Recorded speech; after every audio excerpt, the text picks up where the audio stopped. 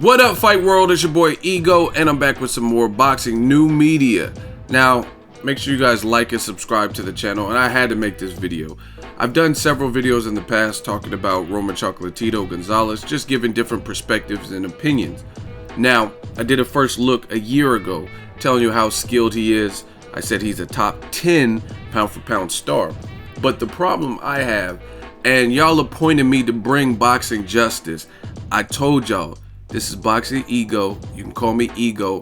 Call me Frank Castle, the Punisher, or Ego Veli, because there will be some justice out this motherfucker, like Pac said.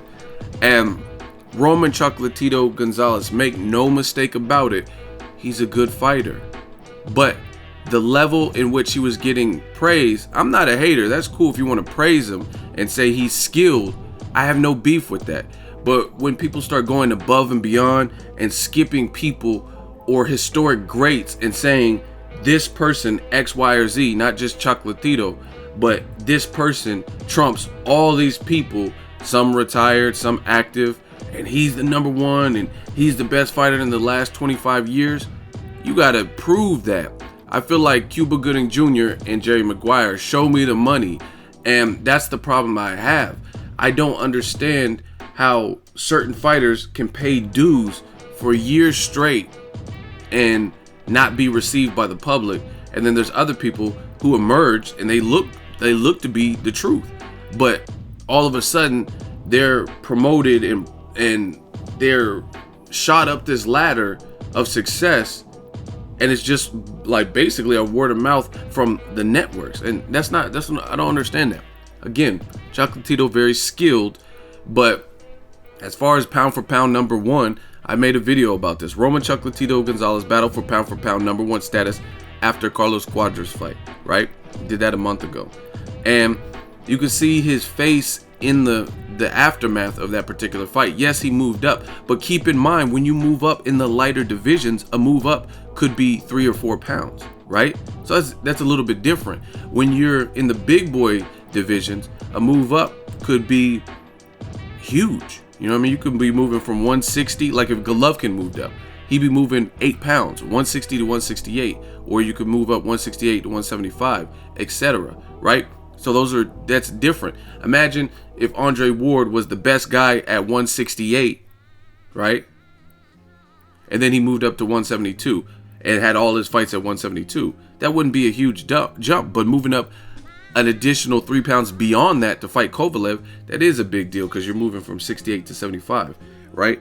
And his performance just didn't look like pound for pound number one status. He showed he was durable, he was tough, and I just didn't see the number one pound for pound. I've seen a guy with a great canvas that he can work on, but I just didn't see it. And a lot of people got mad. I did this other video. Carl Froch said Roman Chocolatito was not number one pound for pound. I agreed, and I said the Kovalev Ward winner was the number one pound for pound, right?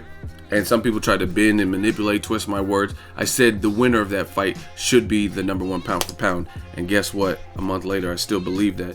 Now, let me get to a Roman Chocolatito quote, and I think you guys started this. A lot of you guys who just buy whatever the network is talking about, but Roman Chocolatito Gonzalez did recent interviews, and let's talk about what Roman Gonzalez. Now, he doesn't have an opponent. I don't know who he's going to fight next, but there's some names out there for him. And this is a direct quote from Roman Chocolatito interview. If the pay is well for a Carlos Cuadras rematch, then there's no problem. We are ready to fight, but they have to pay well. With Cuadras, there has been a lack of negotiation so far, and there's been some talk about a Nui. It's nice to talk about it, but I have to see the money. Right? I have other plans than a rematch with Estrada. There are better opportunities and larger purses. Cuadras showed that he is much more deserving of another chance, and I think it would be a great fight, even bigger than the first. Now, the problem I have with this, I don't have a problem with fighters getting paid. They're in a brutal sport, but this is the behavior that some of you guys condemn anybody else who's maybe even more accomplished. It just depends on the person, but accomplished people, this is the behavior, the same type of sentiments where they're thrown under the bus. For example, Floyd Mayweather in the latter part of his career, he's like, I make the biggest fights and and people say Floyd does not give a shit about his legacy, even though he's beaten more current or former champions than anyone in history. They say he doesn't care about his legacy. All he cares about is money. I hate him because all he cares about is his own finances. He's selfish. He don't care about the fans. But then you have Chocolatito, who's definitely being praised, and he's admitting that he says Carlos Cuadras is more deserving of a fight than Estrada, but then he's also saying Cuadras, the fight, he's down to take it, but they have to pay well. And he keeps reiterating that they have to pay well, right? But when Floyd Mayweather talks about pay, he doesn't care about the fans, right? You look at Nicholas Walters versus Vasyl Lomachenko earlier this year. In the summer, they negotiated that fight, offered a piddly offer.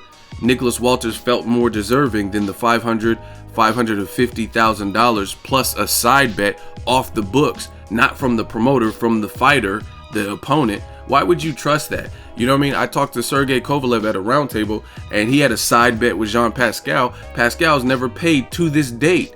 Pascal's never paid. It was about $100,000 to a charity of the other person's choice. The winner was supposed to get that from the loser. Obviously, Kovalev beat Pascal twice. Pascal has never paid up. So I told you from the jump, I don't blame Nicholas Walters for not taking no dumb $350,000 side bet. That's not business. You know what I'm saying? Someone's not gonna have me doing a whole bunch of video edits or graphic work and then pay me when they want, or I gotta take their word for it. You know what I mean? Especially when you're in the square circle, you guys are kind of enemies. So why would you expect an enemy or a temporary enemy to like make good? It's not like it's your best friend who you loan them money and they're gonna pay you back. So Nicholas Walters, when he was offered a lowballed amount because HBO's budget cuts and they were focused more on their big stars that are generating more money like Canelo and Triple G, then people said Nicholas Walters is ducking Vasyl Lomachenko because he doesn't want to take a low offer plus the little side bet money, right? But now Canelo gets hurt and that frees up some money with HBO. Now what happened? Next month we're getting Vasyl Lomachenko and Nicholas Walters. They came back with a stronger offer. Both parties are happy financially and the fight is on and they're training for it as we speak, right? You look at Danny Jacobs. He's like, I understand the rules 75-25, but he's going to fight in my hometown in New York and I am a champion. Maybe it's not the superior champion, so we're okay with Golovkin getting the lion's share of the purse. However, we feel we deserve more than 25%. Our biggest payday against Peter Quillin, I got over $1 million. I got $1.5 million. So unless the purse bid is $6 to $7 million and I'm taking 25% of that, then I'm going to be getting significantly less than I got for Quillin to face the big bad wolf, the boogeyman of the division, the most feared middleweight in Gennady Golovkin. So Team Jacobs is like, hey, how does that make sense? I fight Quillin for more money than the boogeyman, right? And again, you have Chocolatito, who honestly, he's moved up in divisions, and some people say, oh, you just don't know about the lower divisions. I know he's fought ranked people in lower divisions, but he's also fought some tune-up fights too. So if you look at Roman Chocolatito's resume on BoxRec, you'll see that last year, 2015, he fought Valentin Leon, right? I talked about this in the previous video. Valentin Leon, a guy he fought last year, has a record of 38 wins, 32 losses. He's been knocked out 19 times, and he has 3 draws with only a 28% knockout ratio. And he's aged 37, right? 37 years old. So last year, maybe he was 36. Roman Chocolatito Gonzalez fought him and knocked him out, and he was coming off a knockout. See right here, this red, coming out from a knockout against Iran Diaz. So clearly that was a tune-up style fight. And this is the guy, the thing is, this is the guy that you guys have placed in this position. So you want him to be pound for pound, yet you don't want him to have the pound for pound responsibilities. And for whatever reason, when Mayweather was talking about money and purses, it's because he doesn't care about his legacy. But then a rematch with Cuadras or another competitive fight that a lot of people thought Chocolatito won. Some people thought he lost it. A lot of people thought he lost it against Francisco Estrada, who just came back and moved up a division and looked great in his fight and got a stoppage. And it sounds like it's money motivated, like, oh, I'll fight Inoue, but it got to be the pay, and that's what boxing is getting to, and that's the landscape. I get Chocolatito, he's being praised as a pound for pound, but if you really boil it down, they're doing a package deal with Golovkin, which is great marketing. I have no problem with that. Actually, I covered one of their fights where they were back to back, and that was at the Forum, right? So that's a smart business move. I have no beef with that. But when you boil it down, Chocolatito doesn't have these massive A-side numbers, and that's the thing. People are taking great talented fighters like Lomachenko and Chocolatito, and because they're being built up from the networks and praised for their skills and probably a little bit of propaganda, and they're acting like they've produced phenomenal gates and numbers. They've done solid numbers, but Chocolatito, his last fight with Carlos Cuadras, it was viewed by 833,000, so under 1 million, right? And the attendance was 6,714. Plus, they keep doing it with the package deal with Golovkin. So if you took him out of the equation and didn't have him fighting the same night, just a night full of boxing, who knows? If Chocolatito was there to foot the bill in the main event by himself with no Golovkin, then we don't really know what his numbers would be, because they've been marketing him like that. But those are cool numbers, but it's nothing astronomical. Andre Ward has done several million plus. Golovkin, Canelo, they've done several million plus. And Chocolatito's first main event, that's good. But with the push he has, I mean, that's expected. He did 833,000 plus. Again, they're partnering him with Golovkin. And then now you hear Chocolatito saying all this about, I'll fight Inoue, but the money has to be right. You know what I mean? And he's the champion. But he was in 2 very contested and competitive fights with Estrada and then also Carlos Cuadras. And he's saying Cuadras deserves a rematch. However, the money has to be right. You know what I'm saying?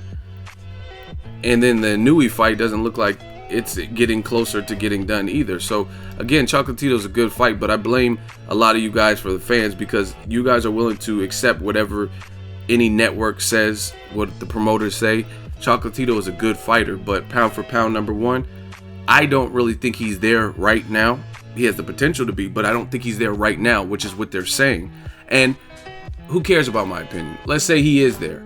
Then hold him to the pound for pound number 1 person, their standards, like you did with Floyd Mayweather, like you did Andre Ward when he was in that spot, and he'll be back in that spot if he beats Kovalev. You know what I mean? Hold them to that standard. And if that's the standard, is it about legacy? Is it about you being a champion and fighting the best? Or is it about, oh, I'll fight these guys for the right pay? You know what I'm saying? All I'm saying is keep it consistent. Frank Castle, The Punisher. Share the video, like the video. Let me know what you guys think. Who should Chocolatito Gonzalez fight? Great fighter. All those are great fights. Estrada looked good his last fight. Dangerous fight based on the first fight. Carlos Cuadras, he lost his belt. Why not give him a chance? It seems like they should have had a rematch clause in there. I don't know if they did. And then also the Inoue, very dangerous fight. Inoue is bigger than Chocolatito, and that's why he wants to get compensated thoroughly. So again, keep it consistent. If Danny Jacobs wants more compensation, more money, then don't have a problem when he wants it and Chocolatito is doing the same thing, right?